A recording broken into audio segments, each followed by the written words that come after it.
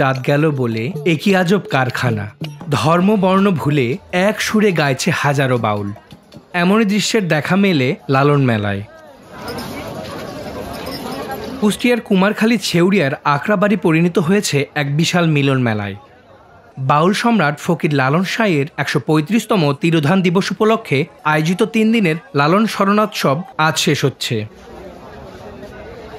গত ২ দিন ধরে লালন ভক্ত অনুসারী বাউল ফকিরদের গান, সাধুসঙ্গ, ভাব আলোচনা আর নানা কর্মকাণ্ডে মুখর ছিল এই আখড়াবাড়ি প্রাঙ্গণ। দূর দূরান্ত থেকে আসা লাখো মানুষে আজও মুখর পুরো এলাকা। ৩ দিনের এই উৎসব যেন হয়ে ওঠে মানবতা, সমতা আর ভালোবাসার উৎসব। রোববার বিকেলে শেষ হয়েছে সাধুসঙ্গ, আর এর মধ্য দিয়েই শেষ হলো এবছরের মূল আনুষ্ঠানিকতা।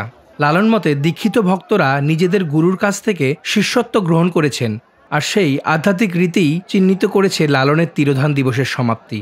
সাংস্কৃতিক মন্ত্রণালয়ের তত্ত্বাবধানে এবার প্রথমবারের মতো জাতীয় পর্যায়ে পালিত হচ্ছে এই উৎসব। আবার অনেক সাধু মনে করছে মেলা জাতীয়করণের কারণে তারা প্রাপ্য সম্মান পাচ্ছে না। ওরে যে দেশে সাধুর আগমন মুহূর্তে তো সে বৃন্দাবন গলে পড়বি, হ্যাঁ রস হেঁটে যাবে, তো রসের কাছে যদি পুরো সৃষ্টি হয় তাহলে কি রস হয়েছে? যদিও সাধু সঙ্গের পরিসমাপ্তি ঘটেছে, তবে সাংস্কৃতিক বিষয়ক মন্ত্রণালয়ের আয়োজনে ৩ দিনের আলোচনা ও সাংস্কৃতিক অনুষ্ঠান চলবে মধ্যরাত পর্যন্ত।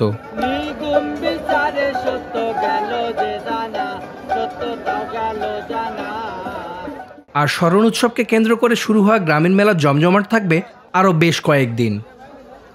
এছাড়াও মেলায় মিলছে মুখরোচক নানা রকম মিষ্টান্ন সহ অনেক কিছু।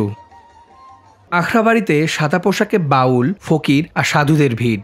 ধর্মবর্ণ নির্বিশেষে লালন ভক্ত, বাউল আর সাধারণ মানুষ এক হয়ে গিয়েছেন লালনের মানবতার গান।